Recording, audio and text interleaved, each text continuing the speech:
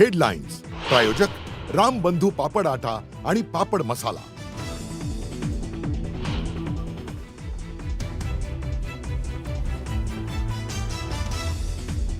पुण्यातील लोकार्पण झालेल्या नवीन उड्डाण पुलाला अजित पवारांचं नाव देणार, सर्वानुमते निर्णय झाल्याची मुरलीधर मोहोळ यांची माहिती।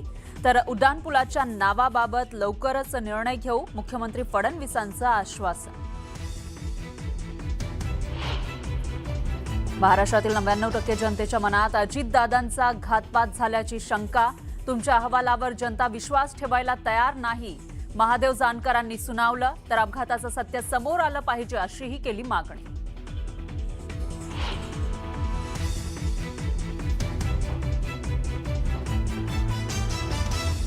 इराणच्या 3 तेल विहिरींवर इस्रायलकडून मोठा हल्ला, कुहाक, शहारान आणि करज तेल डेपोंवर मिसाईल हल्ला। बहरीनच्या सलमान बंदरावर इराणचा हल्ला, अमेरिकेच्या जहाजाला केलं लक्ष्य, हल्ल्यात बंदराचं मोठं नुकसान।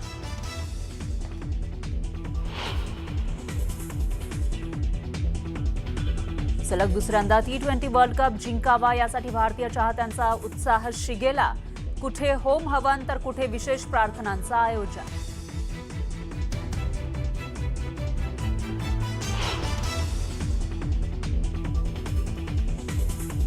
पिंपरी चिंचवडमध्ये सायली उर्फ अतिजाची घर वापसी, मुस्लिम तरुणाशी लग्न केल्यानंतर छळ झाल्याचा सायलीचा आरोप, तक्रारीची पोलिसांनी दखल न घेतल्याचाही दावा।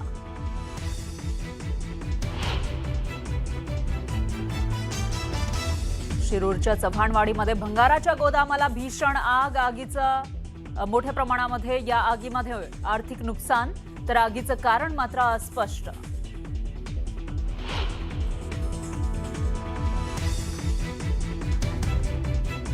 राज्यभरात रंगपंचमीचा उत्साह, विविध रंगी पंचामृतांचा वापर करून पंढरपुरात रुक्मिणी मातेची अनोखी रंगपंचमी, तर नागरिकांनीही नैसर्गिक रंगांचा वापर करून उधळले रंग।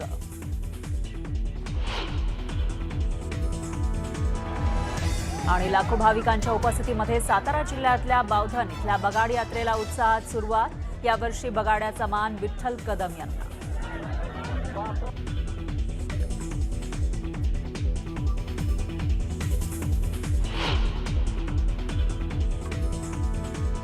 नमस्कार, मी फराह खान, तुम्ही बघता महाराष्ट्राचा number 1 Marathi news channel news 18 Marathi, आवाज महाराष्ट्राचा।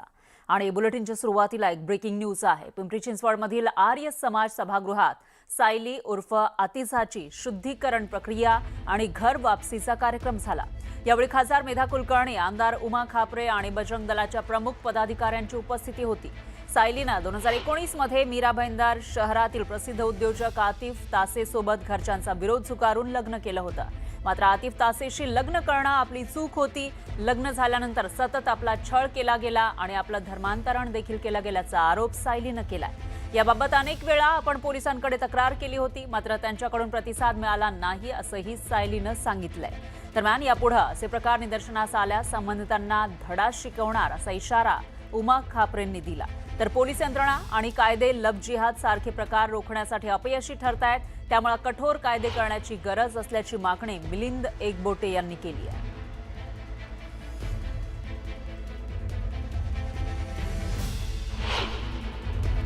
खरं तर तुम्ही उच्च शिक्षित आहात, वेगवेगळ्या पदावर तुम्ही होतात, आणि असं असताना तुम्हाला तिथनं बाहेर का पडता आलं नाही?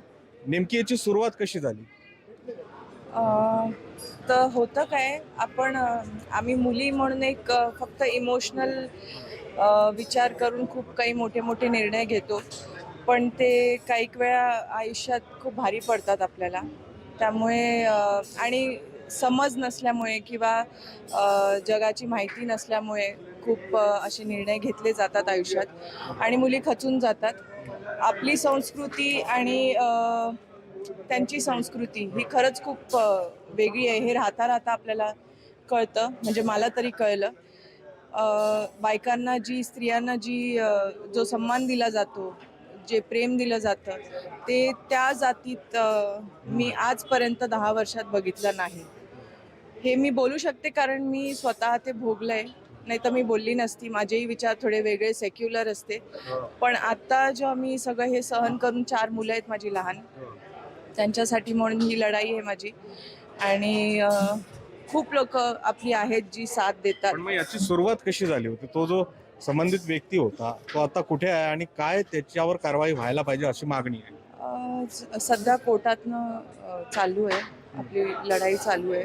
ते कोर्ट जे ठरवेल ते आपल्याला तुम्ही मान्य म्हणताय आहे. 10 वर्षात बाहेर पडता आलं नाही, मग आता कशा तुम्ही आलात आणि कोणाची मदत झाली? पोलिसांकडे गेला होता? हो, मी गेली, पण सुरुवातीला असा खास प्रतिसाद मिळाला नाही पोलिसांकडनं. पण आता जे आपले कमिशनर आहेत मीरा रोडचे, मीरा भाईंदरचे कमिशनर आहेत कौशिक साहेब आणि DCP साहेब आपले, ते खूप सपोर्टिव्ह आहेत आणि या बाबतीत या विषयात ते खूप सिरियसली लक्ष घालतात. त्यामुळे मला ह्यावेळी नक्कीच मदत झाली आणि खास करून आपले समीर कुलकर्णी सर, मिलिंद एकबोटे सर जे त्यांची मदत झाली तुम्हाला, परंतु आता तुमची मागणी काय या सगळ्या प्रकरणानंतर हे खूप महत्वाचं आहे. माझी मागणी हीच आहे की ह्याच्या पुढे कुठच्याही मुलीशी असे प्रकार होताना समोरच्याचं धाडसच होऊ नये. कारण एक स्त्री आहे म्हणजे ती आदिशक्ती मानली जाते आपल्या संस्कृतीत. त्यांच्यात भलेही नसेल मानली जात, पण आपल्यात ती स्त्री एक आदिशक्ती म्हणून तिला आपण मान सन्मान देतो. त्याचा त्यांनीही सन्मान करावा. तर आता सायली पुन्हा इकडे आलेली आहे. शुद्धीकरणाची प्रक्रिया, होम हवन, मंत्रोपचार आपण बघितलेत. त्याही पेक्षा तिचं आता नाव बदलल्या गेलंय. आद्या सुर्वे असं तिचं नामांतरण करून तिचं पुन्हा एकदा हिंदू धर्मामध्ये स्वागत केलं गेलं आणि या सगळ्याकडे आता समाज कसा बघतो याकडे सगळ्यांचं लक्ष लागलंय. भेटून सूरज पाटील सर, गोविंद बाकरे, न्यूज 18 मराठी, पिंपरी चिंचवड. आज महिला दिन आहे. महिलांसाठी पोलिसांची जी भूमिका आहे ती जेवढी अपेक्षित आहे चांगली, तेवढी आज नाही आहे. ही आणखी दुर्दैवाची गोष्ट आहे. या मुली अनेक वेळेला पोलीस स्टेशनला गेल्या, पण पोलिसांनी त्यांची तक्रार कधी घेतलेली नाही. हिची जी सासू आहे लेडी डॉन गुलशन पटेल उर्फ तासे, तिला 3 नवरे आहेत आणि त्या बाईने जवळजवळ त्या ठिकाणी 300 कोटीची प्रॉपर्टी जमा केलेली आहे. ती लँड माफिया आहे आणि तिने बांगलादेशी घुसखोरांची वसाहत निर्माण केलेली आहे. जे कोणी आमच्या मुलींच्या समोर अशा वाकड्या नजरेने बघत असेल आणि जे कोणी आमच्या मुलींवर असा अत्याचार करत असेल त्यांना आम्ही सोडणार नाही. शासन आमच्या बरोबर आहे, परंतु तरीही त्याच्या कायद्याच्या विरोधात जाऊन सुद्धा आम्ही तुम्हाला सोडणार नाही. हा सुद्धा संदेश मी या अशा ज्या नराधम आहेत त्यांना आपल्या माध्यमातून देऊ इच्छिते.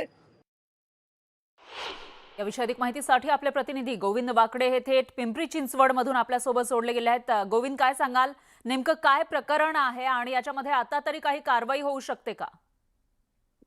खरं तर आपण दृश्यांमध्ये बघितलं तसं सगळ्यात महत्वाचा भाग म्हणजे ही जी अतिजा आहे किंवा सायली जिला आपण बघतो आहोत, तिचं आज शुद्धीकरण केलं गेलं आणि त्यासाठी होम हवन, मंत्रोच्चार, यज्ञ अशा पद्धतीची विधी केल्या गेली आणि त्यानंतर तिचा हिंदू समाजामध्ये आज प्रवेश करून घेतला गेला. अर्थातच हे सगळं होत असताना मोठे लोकप्रतिनिधी खासदार मेधा कुलकर्णी असतील, आमदार उमाताई खापरे असतील, त्याचबरोबर मिलिंद एकबोटे आणि बजरंग दलाचे कुणालसाठी अशा अनेक जे पदाधिकारी होते हिंदुत्ववादी संघटनेचे ते होते. या सगळ्यांचं म्हणणं एकच आहे की मागील 10 वर्षापासून म्हणजे लग्न झाल्यानंतर सायलीचा अतोनात छळ केला जात होता आणि तिला बाहेर पडू दिलं जात नव्हतं. पोलिसांकडनं दखल घेतली जात नव्हती. मात्र तिला आता तिच्या सासरच्या घरच्यांकडनं तावडीतनं आम्ही सोडवलं आणि अशा पद्धतीनं तिचं शुद्धीकरण करून आता तिची घर वापसी केलेली आहे. मात्र इथेच प्रश्न निर्माण होतो. सायली जी आहे ती उच्च शिक्षित आहे. आपण बघितलंय की फेमिना मिस इंडिया असेल किंवा विविध सौंदर्य स्पर्धा असतील त्याच्यामध्ये भाग घेणारी ही तरुणी 2016-2019 मध्ये राज्यभर तिच्या नावाची चर्चा होती. लग्न झाल्यानंतर मात्र बोरिवली वेस्ट मध्ये ती तासे नावाच्या कुटुंबियाच्या घरी गेली आणि प्रेमविवाह होता तिचा. घरच्यांचा विरोध झुगारून तिनं लग्न केलं होतं. मात्र 10 वर्षात तिला जे अनुभव आले तिने स्वतः सांगितले. पण या सगळ्या प्रकरणामध्ये कायदेशीर काय बाबी आतापर्यंत त्यांनी तक्रारी केल्या किंवा त्यावर कारवाई झाली का ही बाब समोर आलेली नाहीये. दुसरीकडे ज्या पद्धतीने आरोप केले जातात की तिचा छळ झालाय, तिच्यासोबत तिला 4 मुलं. बरोबर आहे. त्याच्यामुळे आता या प्रकरणामध्ये पुढे नेमकं काय होणार ते बघावं लागेल. गोविंद, धन्यवाद तुम्ही दिलेल्या या सविस्तर माहितीसाठी. आणखी एका ब्रेकिंग न्यूज आहे. जय पवारांची उद्या होणारी पत्रकार परिषद पुढे ढकलल्याची माहिती आहे. अपरिहार्य कारणामुळे पत्रकार परिषद पुढे ढकलल्याची माहिती समोर आली आहे. जय पवार, अजित पवारांचे चिरंजीव हे पत्रकार परिषद घेणार होते. त्यांनी याआधी पोस्ट करून काही शंका उपस्थित केलेल्या होत्या. एक व्हिडिओ सुद्धा त्यांनी शेअर केलेला होता. कशा पद्धतीने VSRचा मालक हा एका फ्लाईटमध्ये झोपलेला आहे याचा तो व्हिडिओ होता आणि शंका एक प्रकारे त्यांनी अपघातावर उपस्थित केलेली होती. VSRच्या बाबत, कारभाराबाबत उपस्थित केलेली होती. ते पत्रकार परिषद घेणार होते, मात्र ही उद्याची पत्रकार पुढे ढकलली अशी माहिती समोर आलेली आहे. कारण जय पवारांच्या पत्रकार परिषदेमध्ये ते नेमकं काय बोलणार याकडे लक्ष असतानाच आता अपरिहार्य कारणामुळे ही पत्रकार परिषद पुढे ढकलल्याचं कळतंय.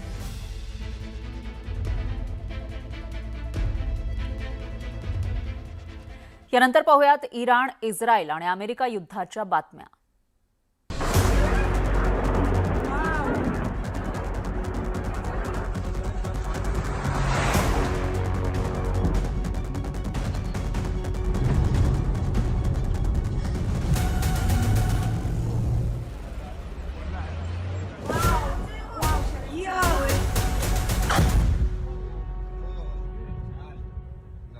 इराण आणि इस्रायलमध्ये युद्ध सुरू आहे. अमेरिका सुद्धा त्यामध्ये उतरलेला आहे. मात्र याचे परिणाम महाराष्ट्रामध्ये दिसून येत आहेत.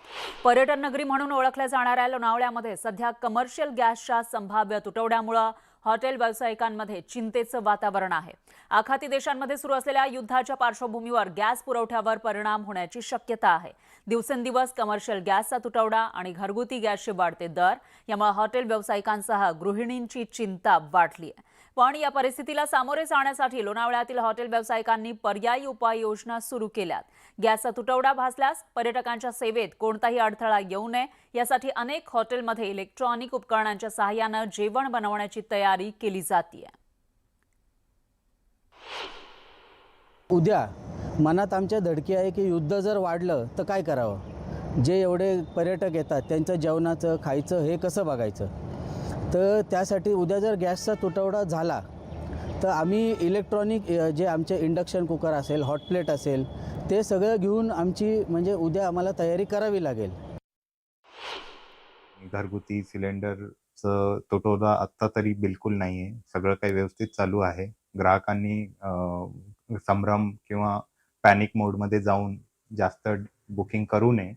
जे नॉर्मल आहे ते चालू द्या. ग्राहकांनी त्यांचे KYC करून घ्यावे, म्हणजे काही प्रॉब्लेम नाही व्हायला पाहिजे. आणि डिलिव्हरीच्या वेळेला OTP द्यावे, म्हणजे तुमचा गॅस सिलेंडर तुम्हालाच भेटेल.